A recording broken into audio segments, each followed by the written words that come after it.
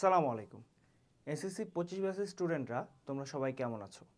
এতদিনে আমাকে সবার চিনে যাওয়ার কথা, কারণ আমি তোমাদের রসায়নের অষ্টম যে অধ্যায়টা আছে রসায়ন ও শক্তি, সেই অধ্যায়েরও কিন্তু ক্লাসগুলো নিয়েছি। এবং আজকে আমি তোমাদের কাছে এসেছি একটা, তোমাদের যে ভয় আছে জৈব যৌগ নাম শুনলে যে একটা ভয় তোমাদের বড় ভাই বোনরা তোমাদের মধ্যে যে ঢুকাই দিছে, সেই ভয়টাকে দূর করতে আসার জন্য।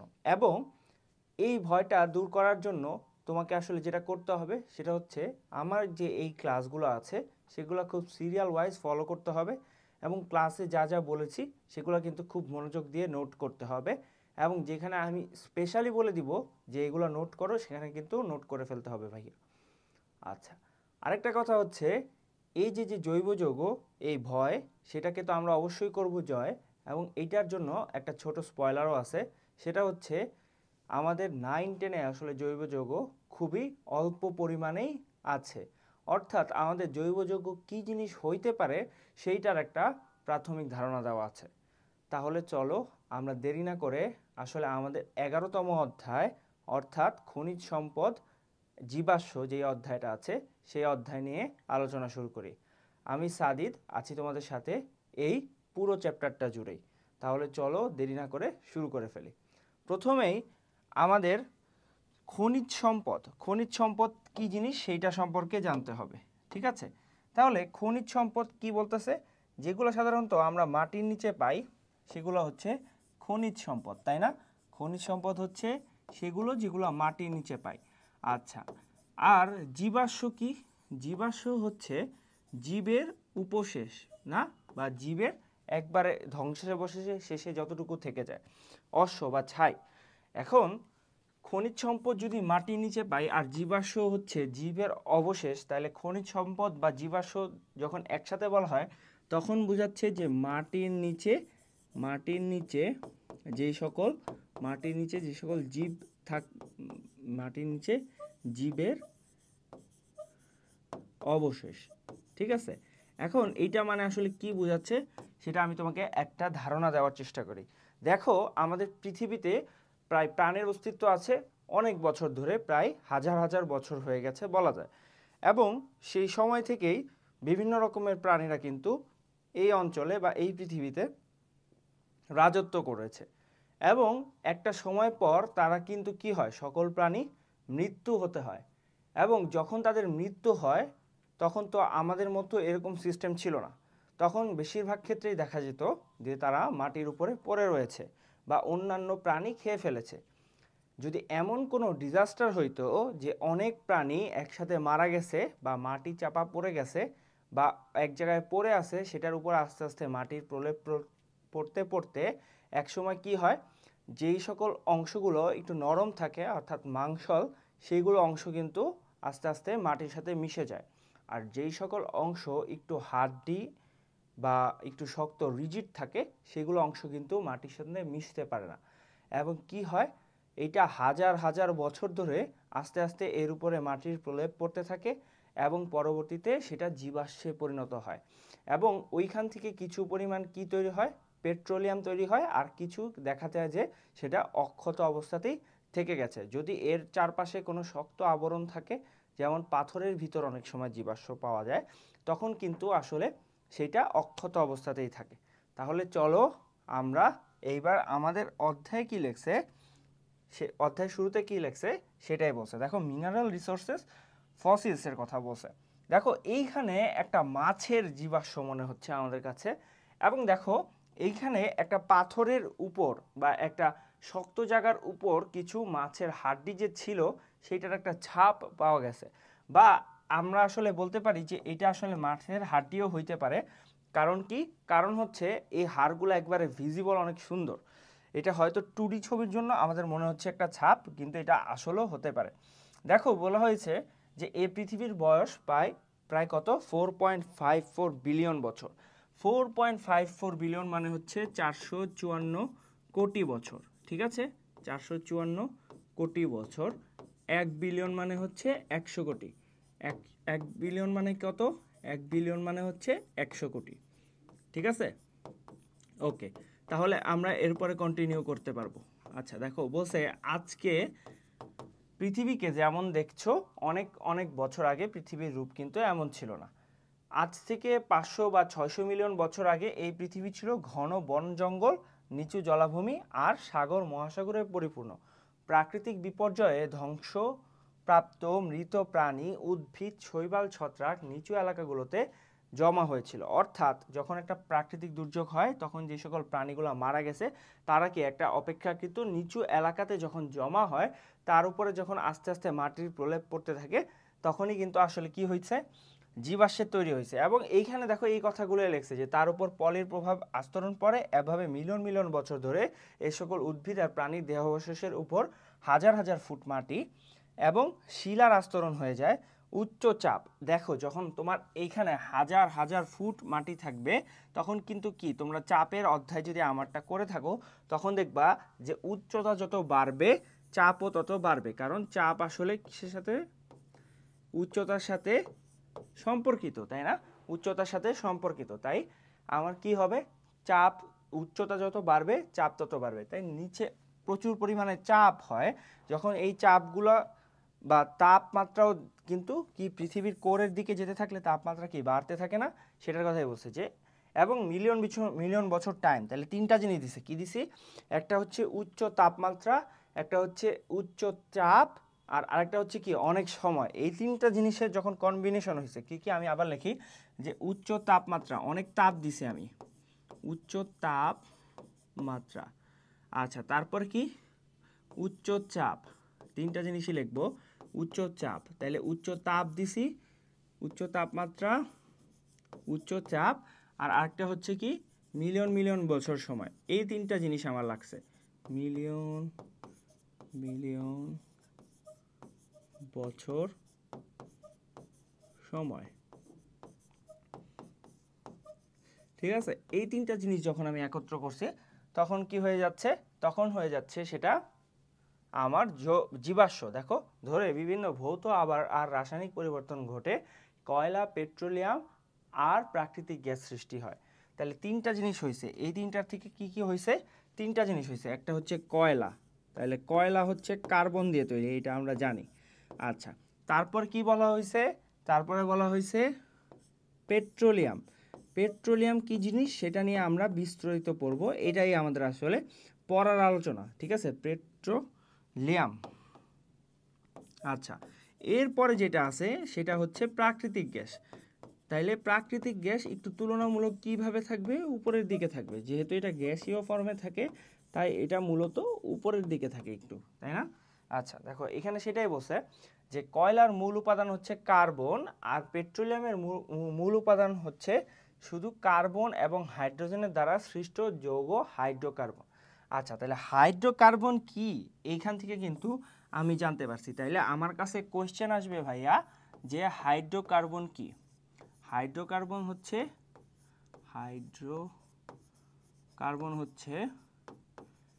হাইড্রোকার্বন কি, এই কোশ্চেনটা তোমরা সবাই লিখে ফেলো এবং এটার উত্তর আমরা পরবর্তীতে দেওয়ার চেষ্টা করব। আচ্ছা, প্রথমেই দেখো এখানে বলছে হাইড্রোকার্বন হলো জৈব যৌগ। তাইলে হাইড্রোকার্বন কি, এক নাম্বার পয়েন্ট হচ্ছে এটা হচ্ছে একটা জৈব যৌগ। আচ্ছা, তারপরে কি আরও একটা পয়েন্ট আমরা জানছি, সেটা হচ্ছে সেটা কার্বন এবং হাইড্রোজেন দ্বারা, দেখো কার্বন এবং হাইড্রোজেন দ্বারা সৃষ্ট যৌগ। তাহলে কার্বন ও হাইড্রোজেন দ্বারা সৃষ্ট যৌগ, এটাও একটা বৈশিষ্ট্য পেয়েছে।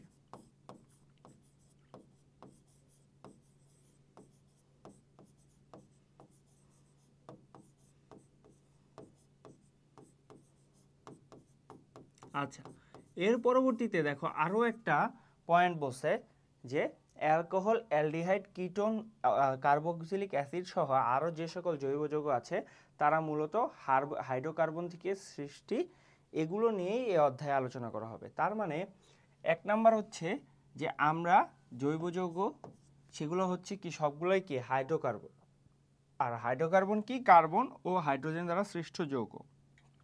আচ্ছা, তাইলে আমাদের এই অধ্যায়ে কি কি নিয়ে আলোচনা করব, দেখো সেটাই বলা হয়েছে যে এই অধ্যায় পাঠ শেষে আমরা আসলে কিভাবে হাইড্রোকার্বন কি জিনিস সেটা নিয়ে একবার বিস্তৃতভাবে আলোচনা করব, পেট্রোলিয়াম কি জিনিস সেটা নিয়ে বিস্তৃতভাবে আলোচনা করব, অর্থাৎ কিভাবে পেট্রোলিয়াম থেকে বিভিন্ন উপায়ে বা আংশিক পাতনের মাধ্যমে বিভিন্ন রকম পদার্থকে আলাদা করা হয়, ঠিক আছে?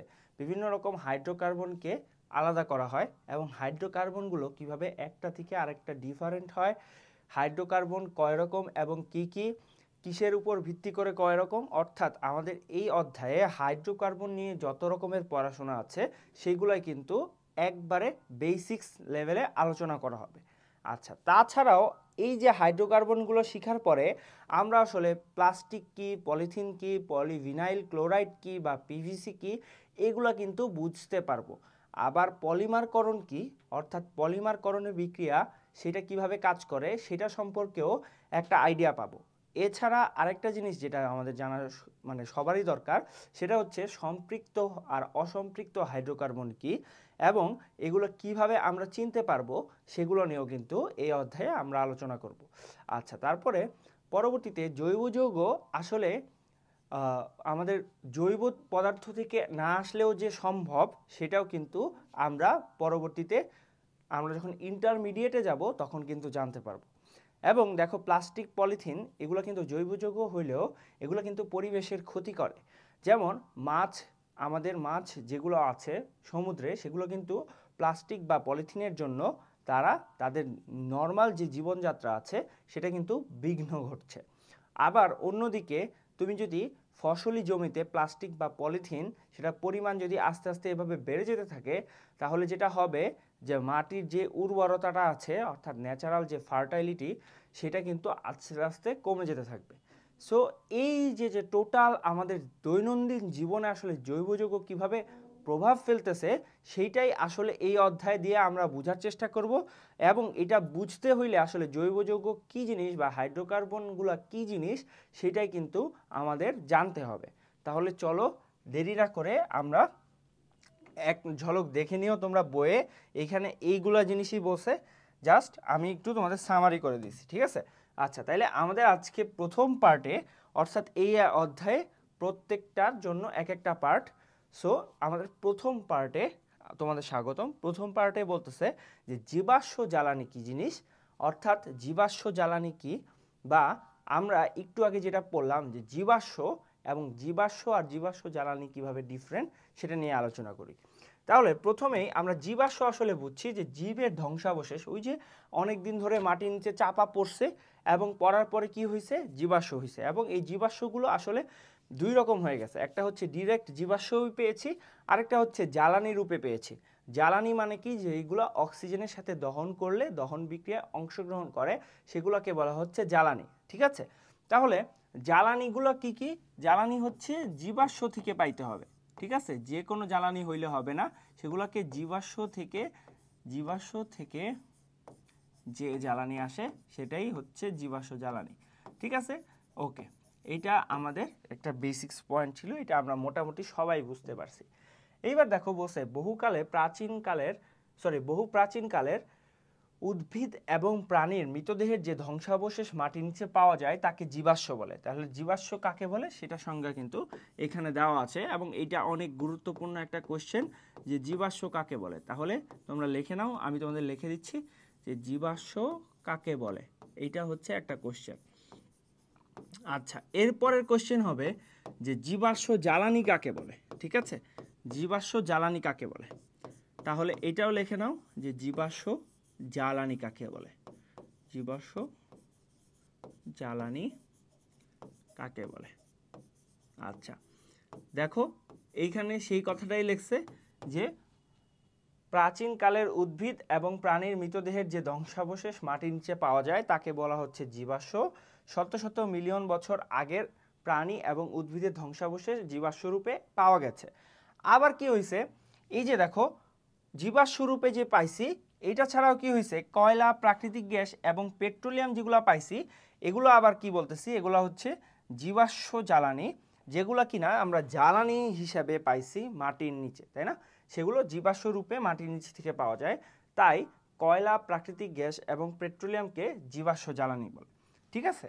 তাইলে কয়লা, প্রাকৃতিক গ্যাস এবং পেট্রোলিয়াম সেটাকে জীবাশ্ম জ্বালানি বলে। তাহলে এখান থেকে তোমাকে একসাথে লিখতে হবে, প্রথমে জীবাশ্ম কাকে বলে এটা লিখবা এবং পরবর্তীতে লিখবা যে শত শত মিলিয়ন বছর আগে, অর্থাৎ এই পুরাটা মিলে হবে হচ্ছে জীবাশ্ম জ্বালানি কাকে বলে। ঠিক আছে।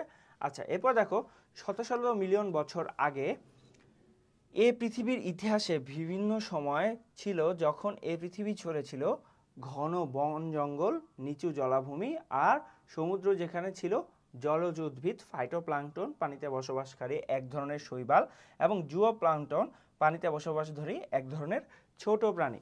যেখানে এখানে দুইটার মধ্যে যে ডিফারেন্সটা হচ্ছে জুওপ্লাঙ্কটন এবং ফাইটোপ্লাঙ্কটনের মধ্যে, সেটা হচ্ছে এখানে টোন হবে। ঠিক আছে। এর মধ্যে ফাইটোপ্লাঙ্কটন এটা হচ্ছে উদ্ভিদ, এবং উদ্ভিদ বলতেছি কারণ সে আসলে নিজের খাদ্য নিজে প্রস্তুত করতে পারে, বা ক্লোরোফিল আছে। ঠিক আছে, ক্লোরোফিল আছে। আচ্ছা, আর অন্যদিকে এইটার আবার ক্লোরোফিল নাই। অন্যদিকে যে জুওপ্লাঙ্কটন বলা হচ্ছে সেটা কিন্তু আবার ক্লোরোফিল নাই, তাই এটা হচ্ছে এক ধরনের প্রাণী বলা হচ্ছে। এগুলা খুবই ক্ষুদ্র হয় এবং বেশিরভাগ ক্ষেত্রেই দেখা যায় যে জলজ যে সকল বড় বড় প্রাণীগুলো আছে, বড় বড় না, মোটামুটি মাঝারি সাইজের বা ছোট ধরনের যেগুলো প্রাণী আছে, সেগুলো আসলে খাদ্য হিসাবে এই দুই ধরনের মানে যেই ফাইটোপ্লাঙ্কটন যে শৈবালটা আছে অথবা জুওপ্লাঙ্কটন যে প্রাণী আছে সেগুলোকে গ্রহণ করে। এবারে দেখো বলছে বিভিন্ন সময় বড় বড় প্রাকৃতিক বিপর্যয়ে এই ধরনের উদ্ভিদ প্রাণী মাটি চাপা পড়ে যায়। সময়ের বিবর্তনে তার উপর আরও মাটি চাপা পড়ে, অর্থাৎ আমরা এখানে যেই কথাগুলো বলছিলাম সেগুলো এখানে রিপিট করছে এবং এখানে একটু এক্সপ্লেইন করে বলছে। এগুলো আমরা স্কিপ করি, তোমরা সবাই বইয়ে কী করবা, রিডিং পড়ে নিবা। দেখো এখানে একটা ইম্পর্টেন্ট কথা আছে যে বায়ুর অনুপস্থিতিতে এগুলোর ক্ষয় এবং রাসায়নিক পরিবর্তন ঘটতে থাকে।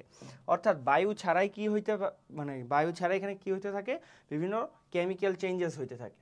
শত শত মিলিয়ন বছর ধরে তাপ, চাপ আর রাসায়নিক পরিবর্তনের কারণে বড় বড় উদ্ভিদ এবং প্রাণী থেকে শুরু করে ক্ষুদ্রতম উদ্ভিদ এবং প্রাণী পর্যন্ত সকল ধরনের উদ্ভিদ এবং প্রাণী থেকে জীবাশ্ম জ্বালানির সৃষ্টি হয়েছে। তাহলে জীবাশ্ম জ্বালানির সৃষ্টি হয়েছে কিভাবে, সেটা কিন্তু এইখানে দেওয়া আছে। বড় বড় উদ্ভিদ থেকে কয়লা আর ফাইটোপ্লাঙ্কটন, জুওপ্লাঙ্কটন এবং প্রাণীর দেহাবশেষ থেকে পেট্রোলিয়ামের সৃষ্টি হয়েছে। তাইলে পেট্রোলিয়াম কিভাবে সৃষ্টি হয়েছে সেটা কিন্তু দেওয়া আছে।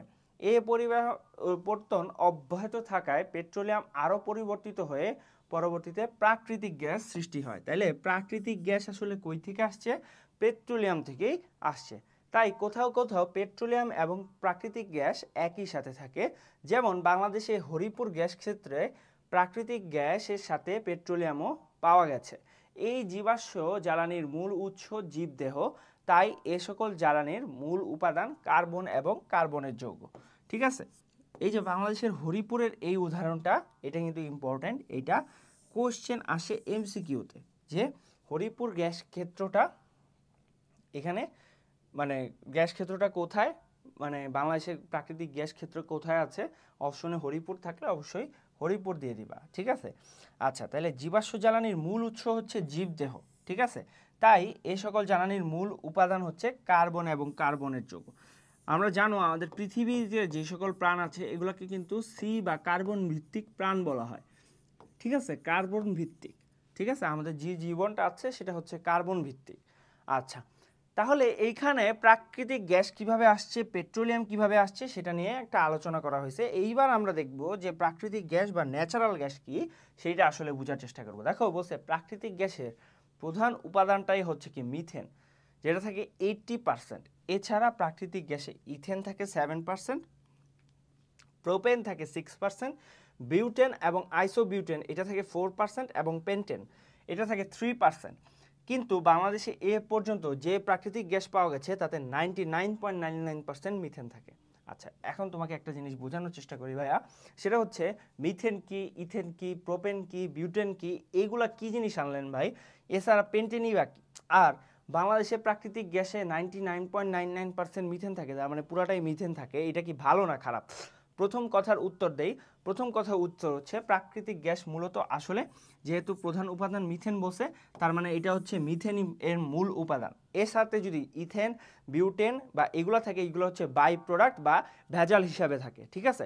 তার মানে প্রাকৃতিক গ্যাসে যত মিথেনের পরিমাণ বেশি থাকবে সেই গ্যাসটা তত ভালো। বাংলাদেশের গ্যাস ক্ষেত্রে যেহেতু 99.99% মিথেন পাওয়া গেছে, তার মানে বাংলাদেশের গ্যাস ক্ষেত্র থেকে যে সকল গ্যাস পাওয়া যায় সেগুলো হচ্ছে অনেক ভালো বা বেটার কোয়ালিটির। আচ্ছা, এরপরে সেকেন্ড কথায় আসি যে মিথেনটা কি ভাই। মিথেন হচ্ছে একটা হাইড্রোকার্বন যেটা কিনা একটা অ্যালকেন, এবং এটা হচ্ছে প্রথম বা এক কার্বন বিশিষ্ট হাইড্রোকার্বন, যেটা সংকেত হচ্ছে এই যে একটা কার্বন যদি নাও, এর 4টা হাত থাকে। আমরা জানি জৈব যৌগে কার্বনের যোজনী হচ্ছে 4। এই 4টা হাতে যদি 4টা হাইড্রোজেন দিয়ে দাও, তাহলে যেই যৌগটা পাবা সেটাই হচ্ছে মিথেন। এবং এই যৌগটা আমরা অনেক জায়গায় দেখছি, অনেক স্ট্রাকচারাল মডেল দেখছি। এটা স্ট্রাকচারাল মডেল কিনতেও পাওয়া যায় বা অনেক পরিচিত বইয়ের সামনে থাকে, আমরা কখনো রিয়েলাইজ করিনি। তাহলে মিথেন যেহেতু আমি বুঝে গেছি, তাইলে মিথেন কেন আসলো? মিথেন হচ্ছে মিথ নাম থেকে আসছে, মিথ মানে হচ্ছে এক। তাইলে এক কার্বন বিশিষ্ট অ্যালকেনকে বলতেছে মিথেন। আচ্ছা, যদি নামের শেষে এন থাকে তাহলে বুঝবো সেটা হচ্ছে অ্যালকেন। এগুলো আমরা পরবর্তীতে অনেক বিশ্লেষণ করে পড়বো বা বিস্তারিতভাবে পড়বো, ঠিক আছে। তাহলে 2 কার্বন বিশিষ্ট হইলে সেটা হবে ইথেন। তার মানে 2 কার্বন বিশিষ্ট যদি হয় তাহলে সেটা হবে ইথেন। 2টা কার্বন থাকে এবং 2টা কার্বনেরই যোজনী 4, তাই 2টা কার্বনের 4টা হাত করে থাকবে এবং একটা হাত কি 2টা কার্বন নিজেদেরকে ইউজ করার জন্য ব্যবহার করবে। তাইলে দেখো এখন বাকি কার্বনগুলোতে হাতগুলোতে জাস্ট হাইড্রোজেন দিয়ে দিলে যেই যৌগটা পাবো সেটাই হচ্ছে ইথেন। তাহলে এইভাবে তুমি প্রোপেন, বিউটেন এবং আইসোবিউটেন আর পেন্টেন, এখন তুমি আইসোবিউটেনটা পারবা না, কারণ এটা পরবর্তীতে ইন্টারমিডিয়েটে গিয়ে আরও ভালো করে বুঝতে পারবা যে আইসো মানে কি। আচ্ছা, এখন তাহলে তুমি বিউটেনটা বের করবা, পেন্টেনটা বের করবা আর প্রোপেনটা বের করবা। এটা হচ্ছে এইচডব্লিউ। যে তুমি আমার জাস্ট এতটুকু কথা শুনে তুমি বের করতে পারো নাকি? আমি একটা হিন্টস দিয়ে দেই। প্রোপেনের ক্ষেত্রে এরকম 3টা কার্বন পাশাপাশি থাকবে এবং প্রত্যেকটারই একটা করে হাত। দেখো এইটার একটা হাত আর এইটার একটা হাত, তার মানে এইটার আর বাকি থাকে 3টা হাত। এবং দেখো এইটার একটা হাত এইটার সাথে, এইটার একটা হাত এইটার সাথে, তাহলে এইটার বাকি থাকবে 2টা হাত এবং এইটার আবার 3টা হাত বাকি থাকবে। তো এইভাবে করে তুমি কি বের করবা? প্রোপেন বের করবা। প্রোপেন কি, বিউটেন কি এবং পেন্টেন কি, মানে এদের যে চিত্রটা সেটা বের করে দেখবা এবং ইন্টারনেটে সার্চ দিয়ে মিলায় দেখবা যে হয়েছে কিনা। আচ্ছা, পরবর্তীতে চলে যাই। পরবর্তীতে দেখো পেট্রোলিয়াম এবং তাদের পৃথকীকরণ। আচ্ছা, পেট্রোলিয়াম কি জিনিস? তাহলে পেট্রোলিয়াম যেহেতু বলছে পেট্রোলিয়ামের উপাদান সমূহ, এইখান থেকে আমরা বুঝছি যে পেট্রোলিয়াম তার মানে একটা উপাদান দিয়ে তৈরি না। পেট্রোলিয়াম তার মানে অনেকগুলা উপাদানের মিক্সড একটা ফর্ম, ঠিক আছে। এবং তাদের আসলে পৃথক করা হয়, অর্থাৎ পেট্রোলিয়াম হচ্ছে ওই যে অনেক রকমের উপাদান যে থাকে একবারে মিশে একাকার অবস্থায় থাকে, সেই একাকার অবস্থার থেকে আমাদের আসলে তাদের পৃথক করে বিভিন্ন কাজে বিভিন্ন রকমের উপাদানগুলো ব্যবহার করা হয়। তাহলে চলো আমরা দেখি যে পেট্রোলিয়ামের উপাদানগুলো কি কি হয়। দেখো বলছে পেট্রোলিয়াম সাধারণত 5000 ফুট বা তার চেয়েও গভীরে শিলা স্তরের মধ্যে পাওয়া যায়। তাহলে কোথায় পাওয়া যায়? এইটা একটা ইম্পর্টেন্ট এমসিকিউ, যে পেট্রোলিয়াম কোথায় পাওয়া যায়। সেটা হচ্ছে 5000 ফুট বা তার চেয়েও গভীরে, এইটা একটা ইম্পর্টেন্ট পয়েন্ট। এবং আরেকটা ইম্পর্টেন্ট পয়েন্ট হচ্ছে যে শিলা স্তরের মধ্যে পাওয়া যায়। আচ্ছা, এরপর দেখো বলছে পেট্রোলিয়ামের সাথে অনেক সময় প্রাকৃতিক গ্যাস থাকে যা পেট্রোলিয়ামের উপরিভাগে চাপ প্রয়োগ করে। তার মানে কি হচ্ছে? পেট্রোলিয়ামের সাথে অনেক সময় প্রাকৃতিক গ্যাস থাকতেছে এবং সেই গ্যাসটা কি করতেছে? চাপ প্রয়োগ করতেছে। এখন বলছে যে কূপ খনন করা হলে এই প্রাকৃতিক গ্যাস পেট্রোলিয়ামকে ভূপৃষ্ঠের উপরিভাগে উঠে আসতে সাহায্য করে। খেয়াল করো, ধরো এইখানে পেট্রোলিয়াম আছে এবং কোনো একটা কারণে এইখানে প্রাকৃতিক গ্যাস নিচে চাপা পড়ে গেছে। এখন যখন নিচে চাপা পড়ে গেছে, গ্যাস যেহেতু ছোট, সে কি করে? সে উপরে উঠতে চায়। তো আমরা যদি এখানে একটা কূপ খনন করি, তখন কি হচ্ছে? এই যে প্রাকৃতিক গ্যাসগুলো সে আসলে উপরে উঠে যেতে চাইতেছে, এবং যখন সে উপরে উঠতেছে তখন কি করতেছে? এই পেট্রোলিয়ামগুলোকে সে কি করতেছে? উপরে উঠতে সহায়তা করতেছে বা সাহায্য করতেছে। এইটার কথাই বলা হয়েছে, ঠিক আছে। আচ্ছা দেখো, যে পেট্রোলিয়াম খনি থেকে সরাসরি পাওয়া যায় তাকে অপরিশোধিত তেল বা পেট্রোলিয়াম বলে। তাহলে পেট্রোলিয়াম কাকে বলে? যে খনি থেকে সরাসরি যেটুকু পাওয়া যায় যে অপরিশোধিত তেল সেটাকেই বলতেছে পেট্রোলিয়াম। এবং এই অপরিশোধিত তেল অস্বচ্ছ, কখনো কখনো সালফারের কিছু কিছু যৌগ থাকার কারণে দুর্গন্ধযুক্ত হয়। অর্থাৎ আমরা যেই পেট্রোলিয়ামটা পাই সেটাতে আসলে মাঝে মাঝে কি থাকে, সালফারের যৌগ থাকার কারণে দুর্গন্ধযুক্ত হয়। তাহলে সালফারের যৌগ কি করে, দুর্গন্ধযুক্ত করে, তাই না? এই পেট্রোলিয়াম মূলত বিভিন্ন হাইড্রোকার্বনের মিশ্রণ এবং সরাসরি ব্যবহার উপযোগী নয়। আচ্ছা, যেহেতু সরাসরি ব্যবহারের উপযোগী নয়, তাইলে কি করতে হয়, এটাকে পৃথক করতে হয়, উপাদানগুলোকে আলাদা আলাদা করতে হয়। এই অপরিশোধিত তেল আংশিক পাতন পদ্ধতিতে স্ফুটনাঙ্কের উপর ভিত্তি করে পৃথক করা হয়। এখন আংশিক পাতনটা কি ভাই, আমাদের তো কিচ্ছু মনে নাই, সমস্যা নাই, আমি আছি। দেখো, ধরলাম আমি এইখানে 3 ধরনের পদার্থ নিছি, ঠিক আছে, 3 ধরনের পদার্থ নিছি। এখন এদেরকে জগা খিচুড়ির মতো মিক্স করছি, মিক্স করার পরে এখন 3 ধরনের পদার্থর কি হচ্ছে, স্ফুটনাঙ্ক। স্ফুটনাঙ্ক এটা হচ্ছে 3 রকম, স্ফুটনাঙ্ক হচ্ছে 3 রকম। 1 নাম্বার পদার্থ যেটা আছে সেটার স্ফুটনাঙ্ক হচ্ছে 40 ডিগ্রি সেলসিয়াস। 2 নাম্বারটা হচ্ছে, এটা হলো 1 নাম্বারটা, 2 নাম্বারটার হচ্ছে 60 ডিগ্রি সেলসিয়াস, আর 3 নাম্বারটার হচ্ছে 80 ডিগ্রি সেলসিয়াস। এখন তোমাদের কাছে আমার কোশ্চেন, 80 ডিগ্রি সেলসিয়াস। এখন তোমাদের আমার কাছে আমার কোশ্চেন, যদি 3টা পদার্থ একসাথে থাকে, তারপরে যদি তাপমাত্রা বাড়াইতে থাকি, দেখো তাপমাত্রা যদি আমি এটার 80 ডিগ্রি সেলসিয়াসই রাখি, বা আমি ধরলাম যে এটার তাপমাত্রা আমি রাখতেছি হচ্ছে 65 ডিগ্রি সেলসিয়াস, ঠিক আছে, 65 ডিগ্রি সেলসিয়াস যদি রাখি, প্রথমে কি হবে খেয়াল করো, প্রথমে 65 ডিগ্রি সেলসিয়াস যদি রাখি, তাইলে 40 ডিগ্রি সেলসিয়াসের যে আর 60 ডিগ্রি যে সেলসিয়াসের যে 2টা পদার্থ আছে সেগুলো কিন্তু এখান থেকে আলাদা হয়ে যাবে, এবং আলাদা হয়ে সেটা বাষ্প আকারে চারদিকে মিশে যাবে। তাহলে এইখানে থাকবে কি, এইখানে ধরলাম যে 1 2 3 নাম, এ বি আর সি নাম দিলাম। আচ্ছা, তাইলে এইখানে কিন্তু তাইলে 65 ডিগ্রি সেলসিয়াসে শুধু সি পদার্থটাই থাকবে, ঠিক আছে। আচ্ছা, এখন এ আর বি তো উড়ে চলে যাবে, তো তাদের উড়ে চলে যাওয়াটাকে কি করতে হবে, রেজিস্ট করতে হবে। রেজিস্ট করার জন্য কি করতে হবে, এইখানে আরেকটা এরকম চেম্বার দিব, এবং এই চেম্বারের এইখানে এমন একটা সিস্টেম রাখবো যেটা হচ্ছে অনেকটা আমরা যে কপাটিকা পড়ছি না, কপাটিকা বা ভালভ, সেইটার মতো হবে, যে সেটা কি হবে, সেটা উপরে উঠতে পারবে কিন্তু নিচে নামতে পারবে না কোনো কিছু। তাহলে দেখো, এখন যদি এই যে যে 2টা এই চেম্বারের মধ্যে কি থাকবে, এ আর বি। আচ্ছা, এখন দেখো এ আর বি এখানে উপরে উঠে এইখানে আর নিচে নামতে পারতেছে না, তাইলে দেখো সি আলাদা হয়ে গেছে, এ আর বিও আলাদা হয়ে গেছে। এখন দেখো এ আর বিকে কিভাবে পার্থক্য করব, দেখো এই জায়গায় যদি আমি 25 ডিগ্রি সেলসিয়াস টেম্পারেচার মেনটেন করি, এখানে যদি আমার 25 ডিগ্রি সেলসিয়াস টেম্পারেচার মেনটেন করা হয়, তাহলে দেখো বি এইখানে, বি কিন্তু এইখানে 25 ডিগ্রি সেলসিয়াস টেম্পারেচার মেনটেন করলে সে কিন্তু লিকুইড অবস্থায় থাকবে বা তরল অবস্থায় থাকবে, ঠিক আছে। এবং অ্যাজ এ রেজাল্ট কি হবে জানো, উপরে আসলে এই যে এটা আছে সেটা উপরে চলে যাবে, যেহেতু এর গলনাঙ্ক, সরি এর গলনাঙ্ক কত, সরি আমি 25 না 45 হবে, যেহেতু এর স্ফুটনাঙ্ক হচ্ছে 45 degree Celsius, sorry 40 degree Celsius, তাই 45 ডিগ্রি সেলসিয়াস তাপমাত্রায় সে গ্যাস হয়ে আসলে উপরে চলে যেতে থাকবে, এবং উপরে চলে গেলে সে আর কি করতে পারবে না, একবারে নিচে আসতে পারবে না, তাই উপরে চলে গেল। এবং এইখানে ধরলাম যে আমার টেম্পারেচার মেনটেন হয়েছে 20 ডিগ্রি সেলসিয়াস, এবং 20 ডিগ্রি সেলসিয়াস তাপমাত্রায় এখানে সে আবার লিকুইড ফর্মে থাকবে।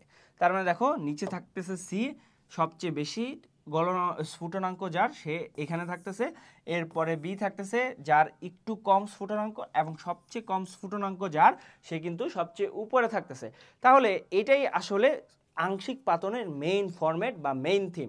এইবার আমরা আসলে বোঝার চেষ্টা করি যে কিভাবে পেট্রোলিয়ামকে আংশিক পাতনের মাধ্যমে বিভিন্ন ভাগে ভাগ করা হয়েছে, ঠিক আছে। খেয়াল করে দেখো, এই ছবিটা অনেক অনেক ইম্পর্টেন্ট। প্রথমে দেখো একটা একটা নল আছে, সেই নল দিয়ে কি করা হইতেছে, পেট্রোলিয়াম চালনা করা হইতেছে, এবং পেট্রোলিয়াম যখন চালনা করা হয়েছে, এই যে যে একটা ফানেল আকৃতির জিনিস দেখতেছো, এটা হচ্ছে একটা ওভেন। এইখানে কি করা হচ্ছে, এইখানে আসলে টেম্পারেচার বাড়ানো হচ্ছে, কার, পেট্রোলিয়ামের। দেখো পেট্রোলিয়ামটাকে এইটার মধ্য দিয়ে এখানে নিয়ে সেটাকে কি করা হইলো, সেটাকে 340 ডিগ্রি সেলসিয়াস তাপমাত্রায় নেওয়া হইলো। তাইলে নিচে যে চুলার চেম্বারটা আছে সেটা 340 ডিগ্রি সেলসিয়াস। আচ্ছা দেখো, এখন দেখো সমস্যা হচ্ছে, দেখো আমাদের বিটুমিন যেটা আছে, বিটুমিনের স্ফুটনাঙ্ক হচ্ছে বিটুমিনের স্ফুটনাঙ্ক হচ্ছে 340 ডিগ্রি সেলসিয়াসের চেয়ে বেশি, 340 ডিগ্রি সেলসিয়াস প্লাস। এবং যেহেতু 340 ডিগ্রি সেলসিয়াসের চেয়ে বেশি লাগবে এবং এইখানে মাত্র 340 ডিগ্রি সেলসিয়াস আছে, তার মানে কি হচ্ছে এইখানে যখন আমি নিচ্ছি বিটুমিন বাদে সব কিছু আসলে কি হয়ে যাচ্ছে, বাষ্প হয়ে যাচ্ছে এবং বিটুমিনটা তরল আকারে নিচে থাকতেছে। তাইলে আমার নিচে থাকতেছে বিটুমিন। আচ্ছা, এখন বিটুমিন বাদে বাকি সব কি হয়েছে, এই যে দেখো এই যে ভালভগুলো দিয়ে এগুলো দিয়ে উপরে উঠে গেছে এবং উপরে উঠে যাওয়ার পরে কি হয়েছে, আমি উপরের যেই চেম্বারটা আছে সেইটাতে একটা নির্দিষ্ট টেম্পারেচার মেনটেন করছি, যার কারণে জ্বালানি তেলগুলো আলাদা হয়ে গেছে। ধরলাম যে মাত্র 340 ডিগ্রি সেলসিয়াস এবং কি হয়েছে এরপরে এইখানে যেহেতু ঠান্ডা একটা সংস্পর্শ পাইছে এবং সেইটার কারণে এখানে জ্বালানি তেলগুলো আলাদা হয়েছে। এইভাবে এই প্রসেস রিপিট হয়েছে। 270 ডিগ্রি সেলসিয়াস তাপমাত্রায় ডিজেল তেল বের হয়েছে, 170 ডিগ্রি সেলসিয়াস তাপমাত্রায় কেরোসিন, 120 ডিগ্রি সেলসিয়াসে ন্যাপথা, 70 ডিগ্রি সেলসিয়াসে গ্যাসোলিন এবং সবচেয়ে কম যার স্ফুটনাঙ্ক সেটা হচ্ছে পেট্রোলিয়াম গ্যাস, মাত্র 20 ডিগ্রি সেলসিয়াস তাপমাত্রায়। তো এইখানে এটাই বলা হয়েছে যে আংশিক পাতনও হলো এক ধরনের পাতন, অর্থাৎ পাতনে যেরকম আমরা কি করি, গরম করে ঠান্ডা করি। যেমন তোমরা লবণের আংশিক পাতনের কাহিনীটা দেখছিলা, যে লবণ পানিকে যদি নেই সেখান থেকে যদি আবার লবণকে আলাদা করতে চাই তাহলে আমরা কি করতাম, সেটা কি, সেটা হচ্ছে পানিকে হিট দিতাম এবং হিট দেওয়ার কারণে কি হইতো, পানিটা বাষ্প হয়ে যাইতো, বাষ্প হয়ে যাওয়ার কারণে কি হইতো, লবণ থেকে যেত নিচে, তাই না? তো এইখানে সেইটার কথাই বলা হয়েছে। আচ্ছা, এবং লবণ আর পানি কিন্তু ওই রকম কোনো রাসায়নিক বিক্রিয়া করতেছে না, এরা আয়নিত অবস্থায় থাকে, এর জন্যই আসলে এটা সম্ভব হয়েছে।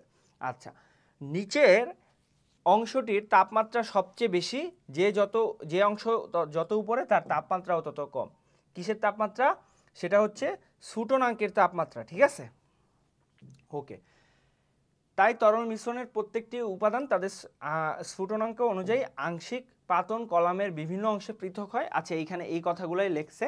আচ্ছা, আংশিক পাতন কলাম থেকে প্রাপ্ত বিভিন্ন অংশের নাম, বিভিন্ন অংশের স্ফুটনাঙ্ক, বিভিন্ন অংশে যে হাইড্রোকার্বন সমূহ থাকে তাদের কার্বন সংখ্যা এবং তাদের ব্যবহার নিচে বর্ণনা করা হইল। অর্থাৎ আমরা যেই সকল পদার্থগুলো পাচ্ছি আংশিক পতন থেকে, যেমন একবার নিচে পাইছিলাম কি, একবার নিচে পাইছিলাম বিটুমিন, এরপরে পাইলাম জ্বালানি তেল। তো এইরকম যেগুলো পাচ্ছি সেগুলো আসলে কীরকম পদার্থ এবং এগুলো আসলে আমরা কিভাবে দৈনন্দিন জীবনে ব্যবহার করি সেই কথাগুলোই এখানে লেখছে। প্রথমেই দেখো বলা হয়েছে পেট্রোলিয়াম গ্যাস, অর্থাৎ পেট্রোলিয়াম গ্যাস বা ন্যাচারাল গ্যাসের কথা বলা হয়েছে, ঠিক আছে? আমাদের ন্যাচারাল যে গ্যাসটা আছে সেটার কথা বলা হয়েছে। দেখো বলছে যে এই অংশের স্ফুটনাঙ্ক 0 ডিগ্রি সেলসিয়াস থেকে 20 ডিগ্রি সেলসিয়াস তাপমাত্রা পর্যন্ত।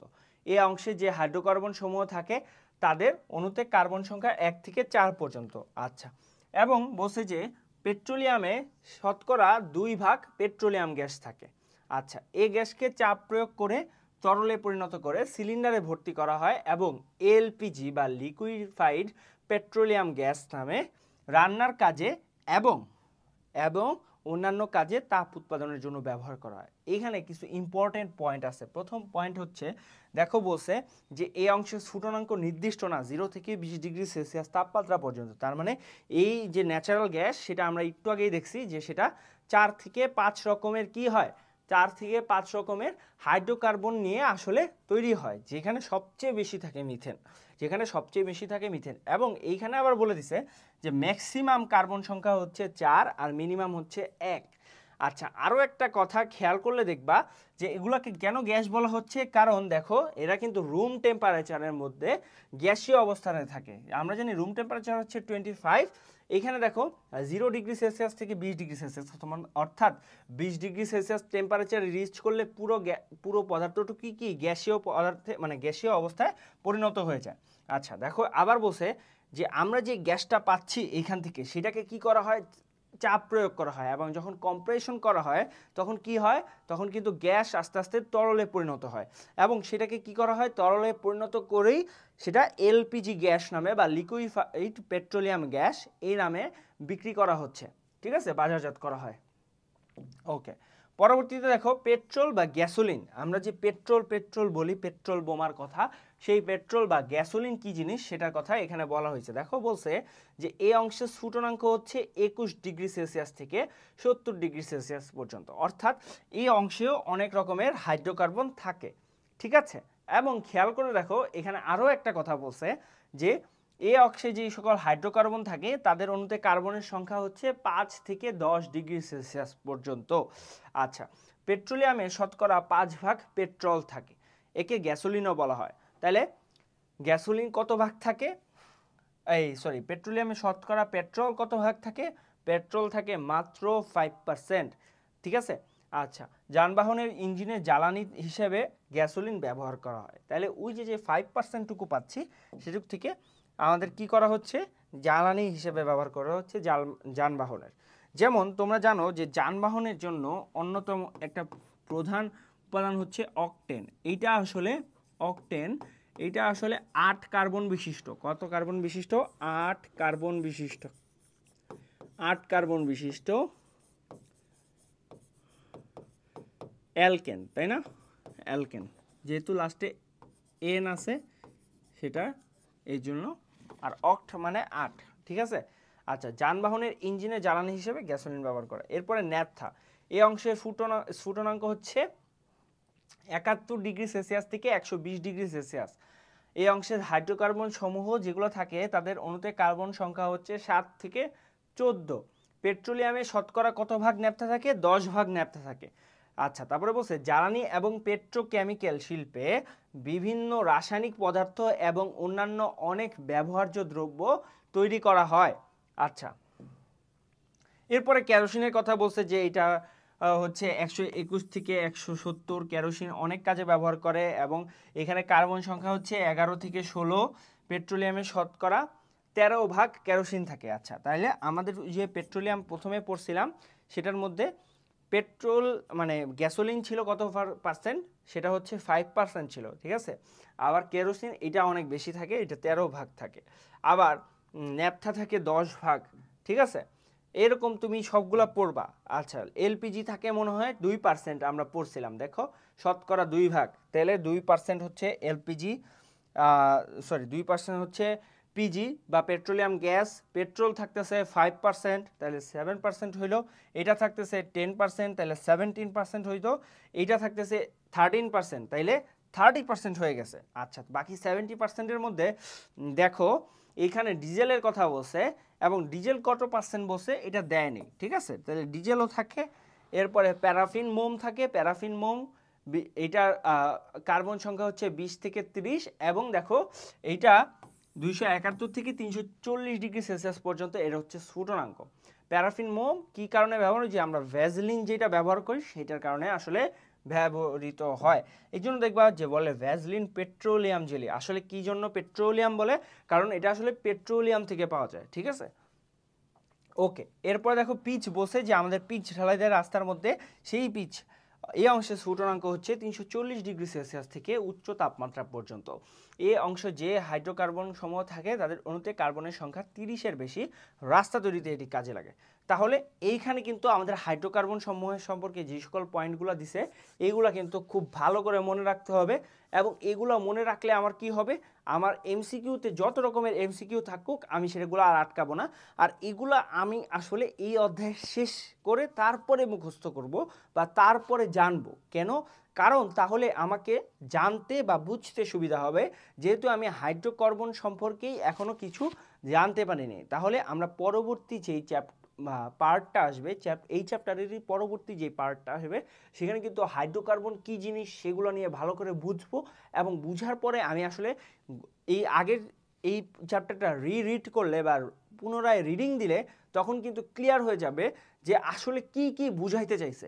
সো নেক্সট ভিডিও দেখার আমন্ত্রণ জানিয়ে আমি আজকের ভিডিওতে এই বলেই শেষ করতেছি। সো তোমরা সবাই ভালো থাকবা, সুস্থ থাকবা, যাতে নেক্সট ভিডিওটা দেখতে পারো। তো আল্লাহ হাফেজ, আসসালামু আলাইকুম।